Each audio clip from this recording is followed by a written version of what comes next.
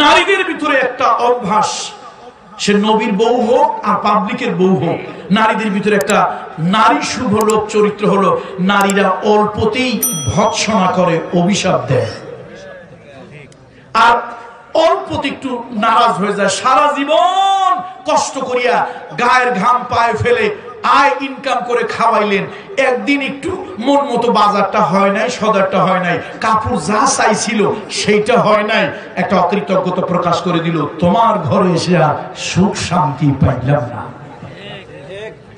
এটা মা বোনদের একটা মেয়েলি বা মানবিক স্বভাব। তো জুরাইজের মা, সে যত বড় আবেদা নারী হোক, নারী তো সে একটা নারী সুলভ, ওই যে অভিশাপ দেওয়ার একটা স্বভাব তার মধ্যে। একদিন, দুই দিন, তিন দিন সন্তানকে দেখার জন্য জঙ্গলে এসেছে। সন্তান নফল নামাজে ব্যস্ত, মায়ের ডাকে সাড়া দেয় নাই। মা একটু অধৈর্য হয়ে আল্লাহর কাছে একটা বরদোয়া করলেন, আল্লাহ আমার সন্তান আমার মুখ দেখলো না, বেশ্যার মুখ না দেখাইয়া তার মৃত্যু দিও না। মঞ্জুর হয়ে গেল দোয়া।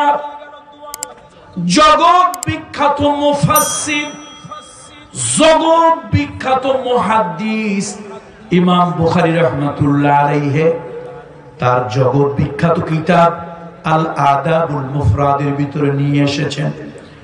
বন্ধুরা আমার, বিশ্বনবী বলেন, আল্লাহর হাবিব বলেন, দোয়া মঞ্জুর হয়ে গেল।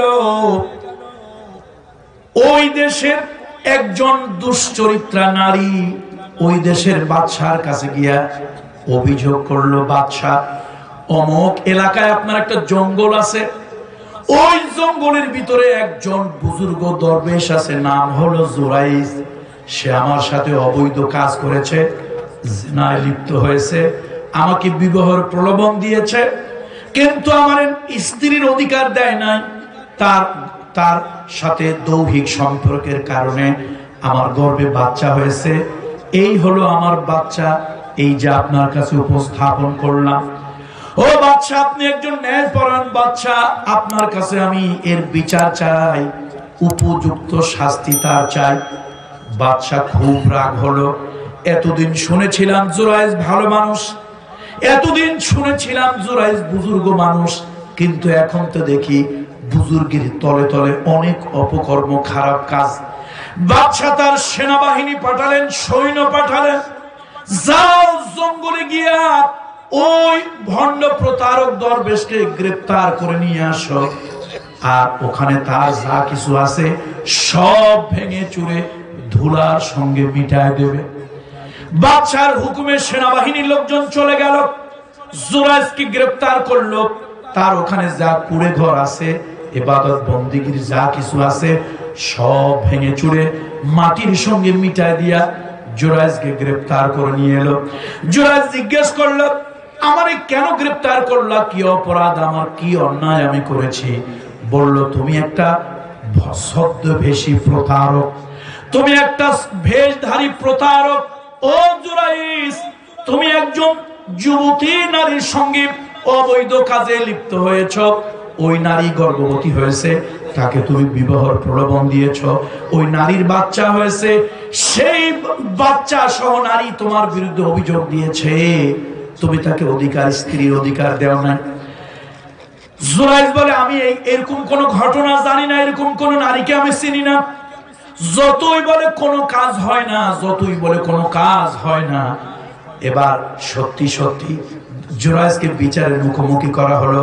বাদশা খুব ক্ষিপ্ত হলো, বলো, জুরাইজ, অন্য কেউ হলে আমি তাকে এই জেনার শাস্তি 200 দৌড়া মারতাম, কিন্তু তুমি যেহেতু একজন সুফি দরবেশের ভেষ ধরে এই অবৈধ অপকর্ম করেছ, আমি তোমাকে 200 দৌড়া মারবো না।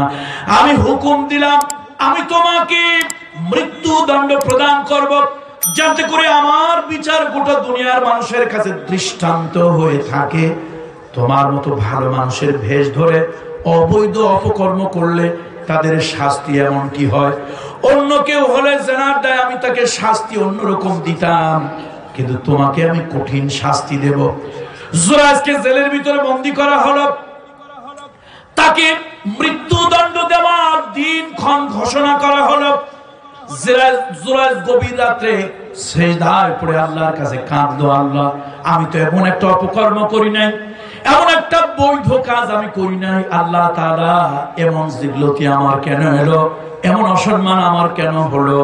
জীবন যাক ও মাবুদ, এই জীবন তুমি একদিন না একদিন নেবেই নেবে, জীবন চলে যাক তাতে আমার কোনো দুঃখ নাই।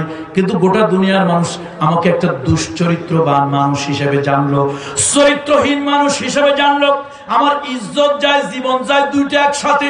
আল্লাহ তাআলা তুমি ইজ্জতের মালিক, জীবনের মালিক, ও মালিক তুমি যদি চাও আমার ইজ্জত বাঁচাতে পারো, তুমি যদি ইচ্ছে করো এই গোলামের জীবন ভিক্ষা দিতে পারো। আল্লাহ তাআলা দিলের মধ্যে এলকায়েল হাম দিয়া দিলেন, ও জুরাইস তোমার এই যে জিল্লতি, অপমান, অপদস্থ, এর কারণ হলো তোমার মায়ের বরদোয়া। তোমার মা তোমাকে বরদোয়া করেছে, ওই বরদোয়া আমি আল্লাহ তাআলা কবুল করে নিয়েছি। জুরাইসকে এবার জিজ্ঞেস করা হলো, তোমার তো মৃত্যুদণ্ড অমুক দিন, মৃত্যুদণ্ড, তুমি এই দণ্ড কার্যকর হওয়ার আগে তোমার কোন অন্তিম ইচ্ছা আছে নাকি তুমি বলো।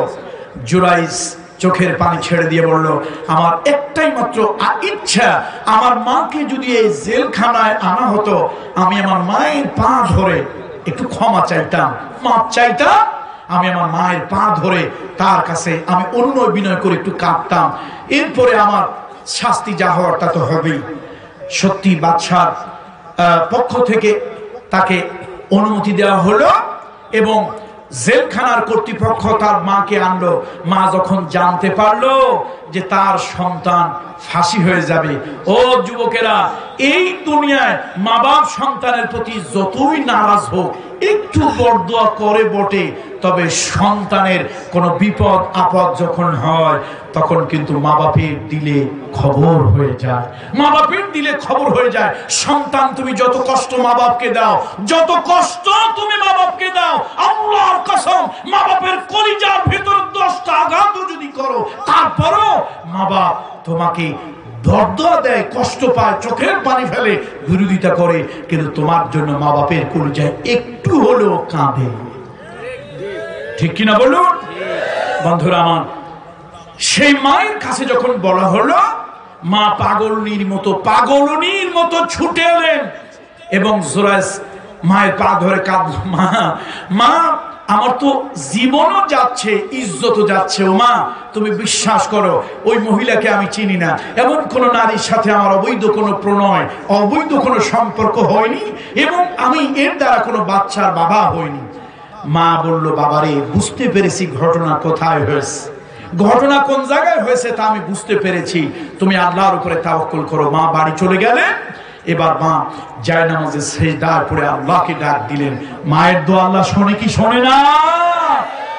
বাইজিদ বস্তামির মা বাইজিদের কাছে পানি চেয়েছিল, ছোট্ট মানুষ বাইজিদ, পানি আনতে দেরি হয়ে গেল। ওই কুয়া থেকে পানি এনে মায়ের শিয়রের কাছে দাঁড়িয়ে আছেন। মা অসুস্থ মানুষ, ঘুমিয়ে পড়লেন। শেষ রাতে ফজরের টাইমে মায়ের সজাগ হলো, চেতনা ফিরে এলো। মা দেখলো বাইজিদ পানির পেয়ালাটা নিয়ে শীতের মধ্যে ঠক ঠক করে কাঁপতেছে, দাঁড়িয়ে আছে। বাইজিদ তুমি আমার মাথার কাছে দাঁড়িয়ে আছো কেন? বলো, মা তুমি পানি চেয়েছিলে, তো পানি চেয়েছিলাম, পানি রেখে চলে গেলে না কেন? ও মা তুমি অসুস্থ, কোন সময় আবার ঘুম থেকে উঠবে, আবার পানি চাইবে, এই চিন্তা করে পানির পেয়ালাটা নিয়ে দাঁড়িয়ে আছি। মায়ের কলিজার ভিতরে লাগলো। মা তার নিজের কম্বলটা দিয়া বাইজিদকে ঘুম পাড়াইয়া শোয়াইয়া মা নামাজের ভিতরে সিজদায় পড়ে আল্লাহর কাছে বলল, আল্লাহ মায়ের দোয়া তুমি ফিরায় দাও না, আমি বাইজিদের জন্য দোয়া করছি, আল্লাহ আমার বাইজিদকে তুমি সুলতানুল আরিফিন বানিয়ে দিও। বন্ধুরা আমার, মায়ের দোয়া কবুল হয়। জুরাইজের মা সিজদায় পড়ে বলল, আল্লাহ মা আমি বড় দোয়া করেছিলাম, আমার দিলে আঘাত লেগেছিল, আমার সন্তান আমার সঙ্গে দেখা করে না, আমার সন্তান আমার খোঁজ খবর নেয় না, আমার সন্তান আমার সাথে কথা বলে না, আমি আসলে আমার সন্তান নামাজের ভিতরে থাকে, আমার সন্তান আমাকে মুখ দেখায় না, আমিও মুখটা দেখে কথা বলতে পারি না। আমি বরদোয়া করেছিলাম, ও মাবুদ আমার বরদোয়া তুমি মঞ্জুর করেছো। মায়ের বরদোয়া যদি তুমি মঞ্জুর করো, মায়ের চোখের পানির দোয়া কেন তুমি মঞ্জুর করবে না? আল্লাহ তাআলা আমার ছেলের জীবন চলে যাচ্ছে, আমার ছেলের ইজ্জত সম্মান চলে যাচ্ছে। ও আল্লাহ, ইজ্জতের মালিক তুমি আল্লাহ, জীবনের মালিক তুমি আল্লাহ। আল্লাহ তাআলা মায়ের বরদোয়া যদি তুমি কবুল করো, মায়ের নেক দোয়া তুমি কবুল করবে। আল্লাহ তাআলা আমার সন্তানের জীবন আর ইজ্জত দুটি তুমি ফিরিয়ে দাও। বন্ধুরা আমার, ভাইরা আমার, ও মুরব্বী বাবাজিরা আমার, আল্লাহ তাআলার কুদরত, আল্লাহ তাআলা জুরাইজের দিলের ভিতরে ইলকাল হাম দিয়া দিলেন। জুরাইজ তুমি ফাঁসির আগে বাদশাকে বলো, বাদশা আপনি তো একতরফা সাক্ষী নিয়ে বিচার করলেন, আমার পক্ষ থেকে কোনো সাক্ষী নিলেন না। যদি তোমার পক্ষ থেকে বাদশা কোনো সাক্ষী নিতে চায়, ওই যে অবৈধ কাজ করেছে মহিলা, ওই দুশ্চরিত্রা মহিলা, ওই বাচ্চাটাকে তুমি সাক্ষী মেনে নিও, বাচ্চাটাকে তুমি সাক্ষী বানায় দিও। আমি আল্লাহ তাআলা কুদরতি ভাবে তার জবান আমি আল্লাহ খুলে দেব। বন্ধুরা আমার, তিনটা বাচ্চা দিয়ে আল্লাহ তাআলা তিনজন মানুষের চরিত্র হেফাজত করেছেন।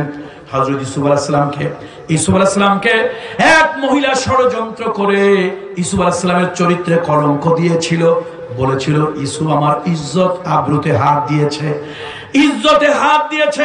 স্বামীর কাছে যখন কথা বললো, এই দুনিয়ার কোন স্বামী এইটা সহ্য করতে পারে না, তার স্ত্রীর চরিত্রের উপরে কেউ হাত দেয়। মিশরের অর্থমন্ত্রী তার কাছে যখন তার স্ত্রী জুলাইখা বলল ইউসুফ আমার চরিত্রে হাত দিয়েছে, আমার ইজ্জতের উপরে হাত দিয়েছে, আমার যৌবনের উপরে হাত দিয়েছে, স্বামী সহ্য করতে পারলো না। ইউসুফ আলাইহিস সালাম নিরুপায় হয়ে গেলেন। তিনি অত্যন্ত চরিত্রবান মানুষ, তিনি আল্লাহর কাছে সাহায্য চাইলেন, আল্লাহ তাআলা তাকে সাহায্য করলেন। যার কেউ নাই তাকে সাহায্য করার জন্য আছে আল্লাহ। ঘরের ভিতরে দোলনা একটা বাচ্চা দুলতেছিল, ওই বাচ্চাটাকে বলো, ও মিশরের অর্থমন্ত্রী, পরিকল্পনা মন্ত্রী, খবরদার খবরদার, আবেগের বশবর্তী কোনো সিদ্ধান্ত নিও না, তুমি আগে ভালো করে ইনভেস্টিগেশন করো। জুলাইখার জামা যদি সামনের দিক থেকে ছেঁড়া হয়, ইউসুফের চরিত্র দোষ আছে, ইউসুফ এই মহিলার উপরে আক্রমণ করেছে, জুলাইখার পরিধেয় বস্ত্র কাপড় চোপড় পিছনের দিক থেকে যদি ছেঁড়া হয়, তাহলে জুলাইখা, ইউসুফের চরিত্র খারাপ, সে জুলাইখার উপরে হাত দিয়েছে। যদি ইউসুফের পোশাক সামনের দিক থেকে ছেঁড়া হয়, তাহলে ইউসুফের চরিত্র খারাপ, জুলাইখার উপরে সে আক্রমণ করেছে। কিন্তু ইউসুফের জামা যদি পিছনের দিক থেকে ছেঁড়া হয়, তাহলে বুঝে নেবে আর কেউ নয়, তোমার ওই তোতা পাখি এর জন্য দায়ী। ইউসুফ আলাইহিস সালামের জামা কোন দিক দিয়ে ছেঁড়া? পিছনে না সামনে?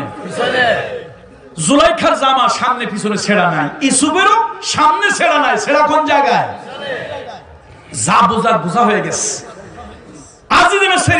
জুলাইখাকে দেখে বলেছিল ইন্না কাইদা কুন্না আযীম, কয় মহিলাদের ষড়যন্ত্র বড় সাংঘাতিক। পুরুষের মানকে সিপায় পড়লে জান বাঁচে, মহিলার মানকে সিপায় পড়লে ইজ্জত আর জান দুইটাই শেষ। কথা ঠিক কিনা জোরে বলে? আরে শোনেন, মহিলাদের পালায় পড়লে কি হয় তা পৃথিবীর অনেক জাতি জানে।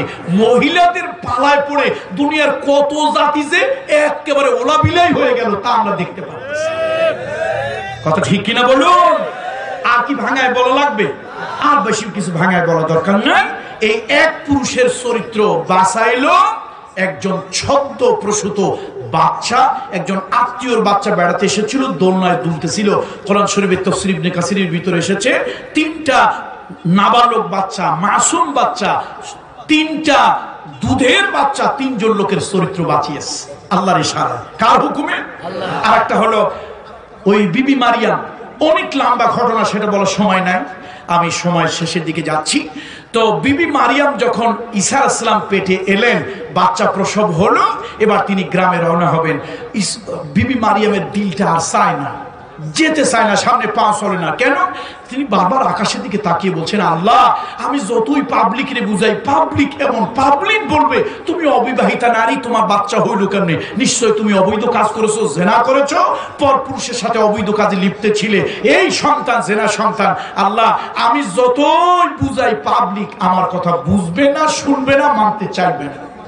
আল্লাহ বললেন, এই মারিয়াম এত চিন্তা করো কেন? বাচ্চা যে আল্লাহ দিয়েছে, ইজ্জত ওই আল্লাহই বাঁচাবে, তুমি এত চিন্তা করিও না। তুমি একটা কাজ করো, এই বাচ্চা নিয়ে তুমি যাও, পাবলিক তোমার যতই বাক্য মানে জর্জরিত করো, যে যাই বলুক, কোনো কথার উত্তর দিবে না, খালি ইশারা দিয়ে বুঝাবে আমি রোজা রাখছি। ওই শরীয়তে রোজা রাখলে কথা বলা যেত না। ওই শরীয়তে রোজা রাখলে কি করা যেত না? বনি ইসরাইলের শরীয়তে কথা বলা যেত না। রোজা তুমি খালি ইশারা করবা যে আমি রোজা রাখছি, তো রোজা রাখলে তো পাবলিক বুঝবে যে রোজা, সে কি করতে পারে না, কথা বলতে পারে না। তাহলে তুমি ওই বাচ্চার দিকে ইশারা করে দেবে। কোরআন শরীফের কি বাস্তব উদাহরণ।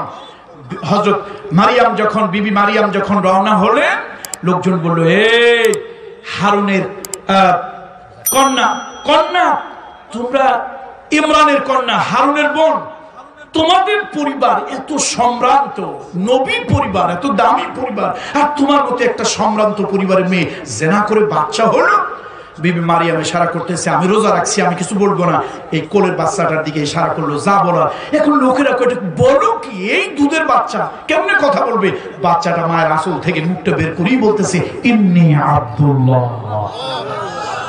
কি বলতেছে বাচ্চাটা? মায়ের আঁচল থেকে মুখটা বের করে বলতেছে, ইন্নী আব্দুল্লাহ। এই তোমরা শোনো, আমি আল্লাহর গোলাম, আমাকে কিতাব দেওয়া হয়েছে, আমাকে আল্লাহ নবুয়ত দেবে, এবং আমাকে আল্লাহ তাআলা হুকুম দিয়েছে মায়ের সাথে বাপের সাথে ভালো আচরণ করার জন্য। দুনিয়ার মানুষ বুঝলো কি অবাক করা কাণ্ড, দুধের বাচ্চার জবান দিয়ে কথা আসছে, নিশ্চয় এই বাচ্চা কোনো অবৈধ সন্তান হতে। কয়টা গেল? দুইটা। জুরাইজ জেলখানার ভিতরে ফাঁসি হবে। এবার বাদশাহ সামনে তাকে উপস্থাপন করা হলো। জুরাইজ ডেকে বলল, বাদশাহ বিচার করবেন, কোনো অসুবিধা নাই, কিন্তু একতরফা বিচার।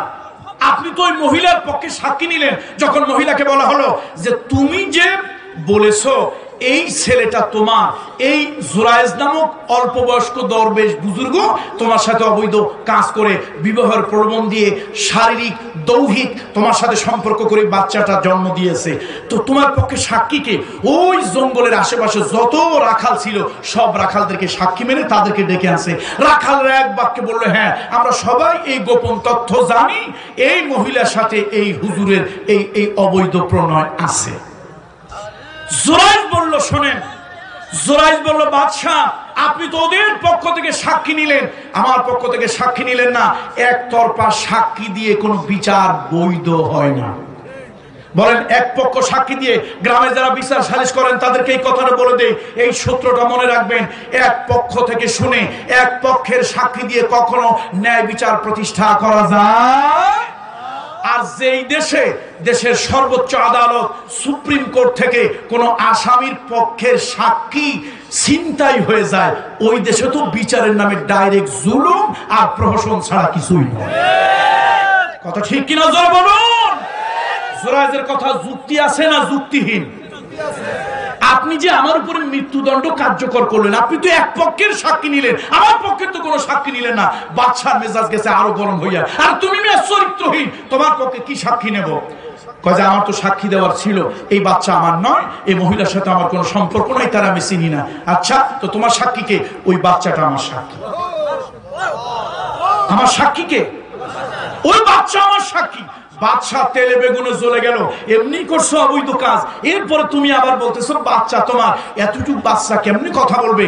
জুরাইজ উঠে বলল, বাদশা আমি একদিন ছোট্ট বাচ্চা ছিলাম, কথা বলতে পারতাম না, কিচ্ছু জানতাম না, নড়াচড়া করতে পারতাম না। আল্লাহ তাআলা পরিণত বয়সে নিয়েছেন, এবং আল্লাহ তাআলা আমাদের জবান থেকে প্রাপ্ত বয়সে আল্লাহ তাআলা কথাবার্তা বলাচ্ছেন।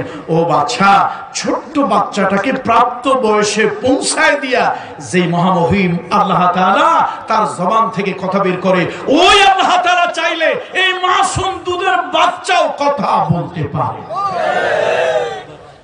সম্ভব না অসম্ভব?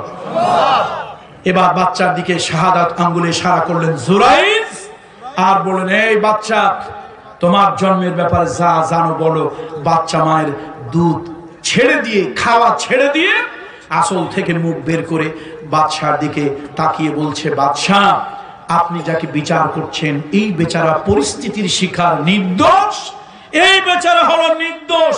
ও বাদশাহ, আসলে আমি যে মহিলার গর্ভজাত সন্তান, এ নারী হলো এই দোষী, আর এর পরিকল্পনাকারী হলো ওই রাখালেরা। এই এলাকাটা এই রাখালদের হাত ছাড়া হয়ে যাবে বলেই তারা ভিতরে ভিতরে ষড়যন্ত্র করেছে এবং এই নারীর সাথে তারা অবৈধ কাজে লিপ্ত হয়েছে এবং সেই অবৈধ কাজের ফসল হিসাবে এই নারী গর্ভবতী হয়েছে, বাচ্চা হয়েছে। বাদশাহ এই জন্য এই বুজুর্গ আল্লাহর ওলি কোনো দোষী নয়। বাদশাহ এবার সঙ্গে সঙ্গে অবাক হয়ে গেল। রাশিয়া ছেড়ে জুরাইজের পায়ের কাছে চলে এলো। জুরাইজ, আমি ভুল করেছি, তোমার সঙ্গে দুর্ব্যবহার করেছি, তুমি আমাকে ক্ষমা করে দাও, আমাকে মাফ করে দাও। জুরাইজ বলল, বাদশাহ ক্ষমা করা লাগবে না। বলল, আপনার জন্য আমি কি করতে পারি? আমি স্বর্ণ রূপ দিয়া আপনার ওই কুড়ে ঘর বানায় দেবো, ইবাদত খানা বানায় দেবো, জঙ্গলটা আপনার দিয়ে দেবো। জুরাইজ দেখে বলো, ও বাদশাহ আমার জন্য কিছুই করতে হবে না। যদি আমার জন্য কিছু করতে চান তাহলে একটিমাত্র কাজ করুন, একটিমাত্র কাজ করুন। আপনি আমার জন্য এতটুকু কাজ করুন, আপনি গোটা দেশের ভিতরে ঢোল করে জানিয়ে দেন, শহরত করে জানিয়ে দেন, গোটা লোকের দেশের মানুষকে এলান করে জানিয়ে দেন, তোমরা সব কিছু করো, যা মনে লয় তাই করো, খবরদার মা আর বাবার দিলের মধ্যে আঘাত দিও না। বাদশা, যা কিছু হয়েছে, আমি আমার মায়ের দিলে আঘাত দিয়েছিলাম, আমার মাকে উপেক্ষা করেছিলাম, নফল নামাজে ব্যস্ত ছিলাম, আমার মায়ের দিকে কোনো খোঁজ খবর আমি নেই নাই। আমার মায়ের বরদোয়া আমাকে জিল্লতি পর্যন্ত নিয়ে এসেছে, আবার আমার মায়ের দোয়া আল্লাহ তাআলা আমাকে জীবন ফিরিয়ে দিয়েছে। যাই হোক, আমার বক্তব্যের সময় একেবারে সমাপ্তির দিকে চলে এসেছে। একটি হাদিস বলে, একটি ছোট্ট একটা হাদিস শুনিয়ে আমি আপনাদের থেকে বিদায় নেব। সম্মানিত উপস্থিতি, আমরা অনেক সময় বলি আমাদের অকাল মৃত্যু হয়, এটা একটা অভিযোগ। আর একটা বিষয় হলো আমাদের অনেকেরই ব্যবসা বাণিজ্য, চাকরি নকরিতে বরকত নাই, এরকম একটা কথা আমরা বলি কি বলি না? একটি তাবিজ আমি দিচ্ছি আপনাদেরকে, হাদিস থেকে তাবিজটা দিচ্ছি। রাসূলুল্লাহ সাল্লাল্লাহু আলাইহি ওয়াসাল্লাম, আল্লাহর হাবিব বলেছেন, এই হাদিস খানা হযরত আনাস ইবনে মালিক রাদিয়াল্লাহু তাআলা আনহু, যিনি রাসূলুল্লাহর খাদেম, 10টি বছর নবীজির খিদমত করেছেন খাদেম হিসাবে, আল্লাহর হাবিবের গোলাম হিসাবে, রাসূলুল্লাহর সার্ভেন্ট হিসাবে নিজেকে যিনি গর্ব বোধ করেন, সে আনাস ইবনে মালিক রাদিয়াল্লাহু তাআলা আনহু থেকে হাদিসখানা বর্ণিত। বুখারীর 2067 নম্বর এবং সহিহ মুসলিমের 2557 নম্বর হাদিস। عن أنس بن مالك رضي الله تعالى عنه قال سمعت رسول الله صلى الله عليه وسلم يقول, আনাস ইবনে মালিক রাদিয়াল্লাহু তাআলা আনহু থেকে হাদিস খানা বর্ণিত, তিনি বলেন, আমি রাসূলুল্লাহ সাল্লাল্লাহু আলাইহি ওয়াসাল্লামকে বলতে শুনেছি, মান সাররাহু আন ইউবসাতা লাহু ফি রিজকিহি আও ইউনসা লাহু ফি আসারিহি ফালইয়াসিল রাহিমাহু। দুইটা কাজ যারা করবে আল্লাহ তাআলা তাদের রিস্ক এবং হায়াতের ভিতরে বরকত দিয়ে দেবে। কয়টা কাজ? সবাই আওয়াজ দিয়ে বলুন, কয়টা কাজ? দুইটা কাজ যারা করবেন আল্লাহ তাআলা তাদেরকে হায়াতে বরকত দেবেন, রিস্কের ভিতরে ওয়াসাআত, আল্লাহ তাআলা রিস্কের ভিতরে সমৃদ্ধি প্রবৃদ্ধি দেবেন। ব্যবসা বাণিজ্য, চাকরি নকরিতে বরকত হয় না, 1 টাকা ইনকাম করি 5 টাকা খরচ হয়ে যায়, ডাইনে থাকে না, সব বায়ে চলে যায়। এই দুটি কাজ আপনারা করবেন। একটি হলো মা বাপের সাথে ভালো আচরণ করবে, দ্বিতীয় হলো রক্তের রেহেমের আত্মীয়তার সম্পর্ক বজায় রাখবে। এই কাজের দ্বারা হায়াত বৃদ্ধি পায়, রিজিক বৃদ্ধি পায়। রাসূলুল্লাহ সাল্লাল্লাহু আলাইহি ওয়াসাল্লাম তার একজন সাহাবী উকবা রাদিয়াল্লাহু তাআলা আনহুকে ডেকে বললেন, ইয়া উকবা আলা আখবিরুকা বিআফজালি আখলাকিদ দুনিয়া ওয়াল আখিরা। ও উকবা, এই দুনিয়ায় সবথেকে উত্তম চরিত্র এবং আখিরাতে কিন্তু আমল গোনা হবে না, আমল মাপা হবে। বলেন তো আমল কি হবে? বলেন সবাই, আমল কি হবে? মাপা হবে, পরিমাপ করা হবে, গোনা হবে না। তো উকবা আখিরাতে ভারী আমল, দুনিয়ায় উত্তম চরিত্র। আমি কি তোমাকে বলে দেব না? উকবা বলেন, ইয়া রাসূলুল্লাহ, অবশ্যই বলবেন। নবীজি তিনটা কথা বললেন। আমার মামার দেশের, আমার নারীর সাথে যাদের সম্পর্ক, সে মামার অঞ্চলের মানুষগুলোকে আমি এই কথা বলে যাব। আসুন এই হাদিসটার উপরে আমল করি। বিশ্বনবী বলেছেন, আমাকে পাগড়ি মাথায় দেওয়া, বড় একটা জুব্বা লাগানো, বিশাল বড় হুজুর হয়ে যাওয়া। কিছু লোক তো হঠাৎ করে বিশাল বড় দরবেশ সাহেব হয়ে গেছে, বিশাল বড় হুজুর। বন্ধু বান্ধব দেখে কয়, একসাথে চুরি করলাম, হাজি হইলি কবে? তো হঠাৎ করে পাল্টাইয়া, আপনার চরিত্র যদি না পাল্টায়, হঠাৎ করে পোশাক আশাক পাল্টাইয়া লাভ নাই। চরিত্র পাল্টানোর জন্য তিনটা কাজ করবেন। উকবা ইবনে আমর রাদিয়াল্লাহু তাআলা থেকে হাদিসটা বর্ণিত, তিনটা কাজ। তাসিল মান কাতাক ওয়া তুতি মান হারামাক ওয়া তুফু আম্মান যালামাক। তিনটা কাজ রহমতের নবী বলেছেন, দুনিয়ায় উত্তম চরিত্র, আখিরাতে ভারী আমল। বলুন সবাই, কয়টা কাজ? সকালে আওয়াজ দিয়ে বলেন, কয়টা কাজ? দুনিয়ায় উত্তম চরিত্র। এই আমল তিনটা যাদের ভিতরে আছে, তারা উত্তম চরিত্রবান মানুষ। খালি জুব্বা জাব্বা আবাকাবা লাগাইলেই মানুষ বড় হয় না, ভালো হয় না। তিনটা আমল যার ভিতরে আছে, মানুষ ভালো, চরিত্র ভালো। আর তিনটা আমল যার ভিতরে আছে, কিয়ামতের দিন অনেক বড় সওয়াব সে পাবে, ভারী হবে আমল। প্রথম হলো তাসিল মান কাতাক, যে আত্মীয়, যে রেহেমের সম্পর্কের, রক্তের সম্পর্কের, নারীর সম্পর্কের আপনজনেরা যারা তোমার সাথে সম্পর্ক ছিন্ন করেছে, তুমি তাদের সাথে সম্পর্ক জোড়া লাগাও। তার সাথে সম্পর্ক কি করো? বলেন, কথা বলেন, তার সাথে সম্পর্ক কি করো? জোড়া লাগাও। ওয়াতুতি মান হারামাক। আর কিছু আপন আত্মীয় স্বজন প্রতিবেশী আছে, নিমক হারাম, 200-500 টাকা বিপদের দিনে চাইছিলেন, ইচ্ছে হলে দিতে পারতো, কিন্তু নিমক হারাম টাইপের কিছু লোক দুনিয়ায় আছে, দেওয়ার তৌফিক ছিল, দেয় নাই, মুখের উপরে না বলে দিয়েছে। 2 কেজি চাউলের জন্য গেছিলেন, 500 টাকা ডাক্তারি চিকিৎসার জন্য বলছিলেন, ছেলেটা স্কুলে যাবে, মেয়েটা মাদ্রাসায় যাবে, একটু ব্যাগ লাগবে, বই লাগবে, 100 টাকার জন্য একজনের কাছে হাত পাচ্ছিলেন, ইচ্ছে করলে দিতে পারতো, কিন্তু ওই নিমক হারাম আত্মীয়, নিমক হারাম প্রতিবেশী মুখের উপরে না বলে দিয়েছে। আজকে বিপদে পড়ে সে আপনার কাছে হাত পেতেছে। রহমতের নবীর শিক্ষা, কি দারুণ শিক্ষা, কি দারুণ শিক্ষা। আজকে তুমি তাকে না বলিও না, ওই পিছনের কথাটা মনে রাখো। বুকের উপরে যেরকম পাথর চাপা দেয়, তুমি ওই কথাটা পাথর চাপা দিয়ে রাখো। তোমার কাছে গেছিলাম, তুমি দেও নাই, আজকে তুমি আমার কাছে এসেছো। রহমতের নবী বলেছেন, মাহরুম করিও না, বঞ্চিত করিও না, নৈরাশ করিও না। তুমি তাকে সম্ভব হলে দাও। তুমি তাকে সম্ভব হলে কি করো? বলুন, বলুন সবাই, তাকে কি করো? দাও। আর ওয়াতুফু আম্মান যালামা, তোমার উপরে যে জুলম করেছে, আজকে জুলমের বদলা নেওয়ার সুযোগ এসেছে, সময় এসেছে। জুলুম করে মানুষ দুই কারণে, একটা হলো টাকা পয়সাওয়ালারা দরিদ্রের উপরে জুলুম করে, আর ক্ষমতাসীনেরা, ক্ষমতার বাহিরে যারা আছে তাদের উপরে জুলুম করে। ক্ষমতা চিরদিন থাকে না, টাকা পয়সাও চিরদিন কারো সবসময় একরকম থাকে না। রাসূলুল্লাহ বলেছেন, এই যে তোমার উপরে জুলম করেছে সে জালিম, যদি কোনোদিন তোমার কাছে আসে আর জুলমের বদলা নেওয়ার সুযোগ এসেছে, তুমি জুলমের বদলা নিও না, বরং সম্ভব হলে তাকে একটু মাফ করে দাও। অতরফু আম্মান যালামা।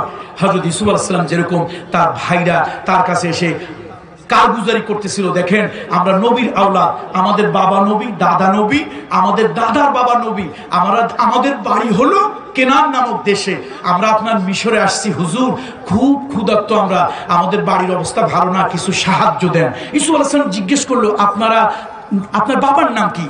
ভিতরে কিন্তু দিলটা পুড়ে যাচ্ছে, জ্বলে যাচ্ছে, এ তো আমার বংশ ছাড়া কেউ হবে না, নবীর সন্তান, বাবা নবী, দাদা নবী, দাদার বাবা নবী, এ তো আমার বংশ ছাড়া কেউ নয়, আপনার বাবার নাম কি? কয় আমার আব্বার নাম ইয়াকুব। আপনার দাদার নাম কি? ইসহাক। দাদা বাবার নাম কি? কয় ইব্রাহিম। ইউসুফ আলাইহিস সালাম কান্না থামা রাখতে পারছেন না, কলিজাটা ফেটে যাচ্ছে। বললো, আপনারা কয় ভাই? কয় 12 ভাই। তো আসছেন তো 10 জন। কয় হুজুর কি বলবো, এই এক ভাই বাবার কাছে, তো বাবার কাছে এক ভাই হলে আসছেন 10 জন, থাকে কয়জন? কথা কয় না। আরো একজন কই? কয় হুজুর লজ্জার কথা, কি বলবো, নবীর ঘরের সন্তান, দুর্নান্ত করা যায় না, আমাদের ভাইটা ভালো ছিল না, একটু হাতের দোষ, স্বভাবের দোষ, চুরি চামারি করতো, এটা সেটা হইতো, কেউ কয় বাগে খাইছে, কেউ কয় হারায় গেছে, একটা কিছু হয়েছে। আচ্ছা গল্পটা কার কাছে বলতেছে বলেন তো? ইউসুফ আলাইহিস সালামের কাছে ইউসুফের গল্প করে, তার নাকি চরিত্র খারাপ, হাত খারাপ, স্বভাব খারাপ।